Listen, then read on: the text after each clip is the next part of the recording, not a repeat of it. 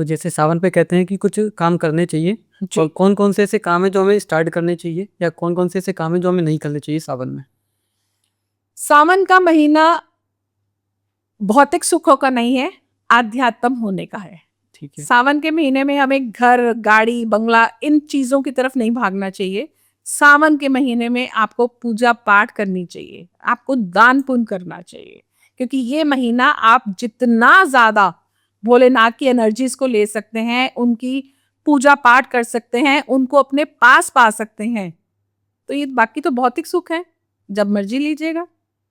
तो इस समय जितना आप दान पुण्य करेंगे, जितना आप पूजा पाठ करेंगे, उतना ही आपकी लाइफ के अंदर अच्छा समय आएगा। तो मैम जैसे किसी को कैसे पता चलेगा कि भोलेनाथ की कृपा उस पर हो गई है?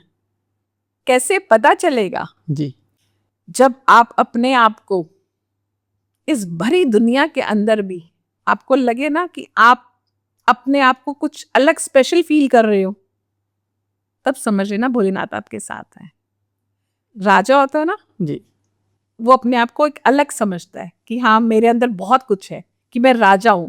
तो जब भोलेनाथ आपके साथ हो जाते हैं ना, तब आप राजा बन जाते हैं। राजा सिर्फ पैसों से ही राजा नहीं होता, मन का राजा भी राजा होता। ये सारी दुनिया मेरे खिलाफ है, मुझे परवाह नहीं, क्योंकि मेरा भोलेनाथ मेरे साथ है। ये मेरे लिए सबसे बड़ी बात है। ठीक है ना? तो अगर वो आपके साथ है, जाने दो दुनिया को। सावन में ऐसा भी कहा जाता है कि जैसे व्रत रखो तो व्रत में एक कागज में लिख दो, फिर भोलेनाथ पे वो चढ़ा दो, तो उससे भी पूरी होती है। क्या ऐसा होता है? ये सावन में नहीं, मैं तो इसको हमेशा ही करती हूँ। अच्छा।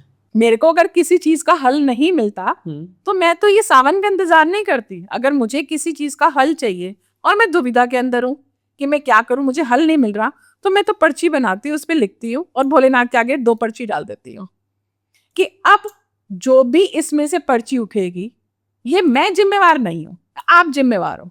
ये आप सोचो मेरे लिए क्या गलत क्या सही। ठीक है ना? मैंने तो सब उन्हीं के ऊपर डाल दिया, खुद में फ्री हो गई कि अगर कुछ गलत होगा तो भी आप जिम्मेवार, ठीक होगा तो भी आप जिम्मेवार। तो मैं तो ऐसे पर्ची डालती हूँ। तो फिर सावन का क्यों इंतजार करूं? फिर आंसर कैसे मिलता है हमें? 2 पर्ची? एक पर्ची उठाओ, कोई भी रैंडम? बिल्कुल रैंडम पर्ची उठाओ। मैंने वही तो कहा ना, आपने कोई आपको क्वेश्चन है, आप अपनी जो चीजें आपको कोई क्वेश्चन के अंदर है कि मैं ये करूं या मैं ये नहीं करूं, अब आपको आंसर नहीं मिल रहा, आप इससे पूछोगे उससे पूछोगे, क्यों किसी से पूछना? तो 2 पर्ची डालो, भोलेनाथ के आगे रखो। तो भोलेनाथ ये मैंने अपने दोनों क्वेश्चन आपके आगे रख दिए। अब आपकी श्रद्धा, आंख बंद करके पर्ची रख दो और आपको अब आपकी श्रद्धा, जो भी आंख बंद करके मैं पर्ची उठाऊंगा उसमें मैं जिम्मेवार नहीं हूं। यू आर द रिस्पॉन्सिबल कि मैं ठीक कर रहा हूं क्या।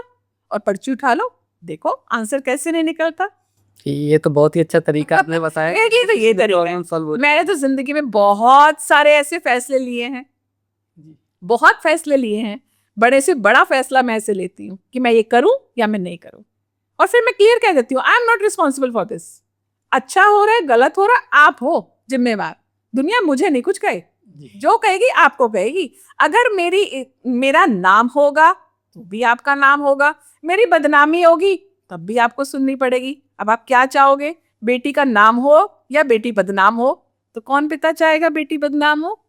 वो हमेशा चाहेगा बेटी का नाम हो।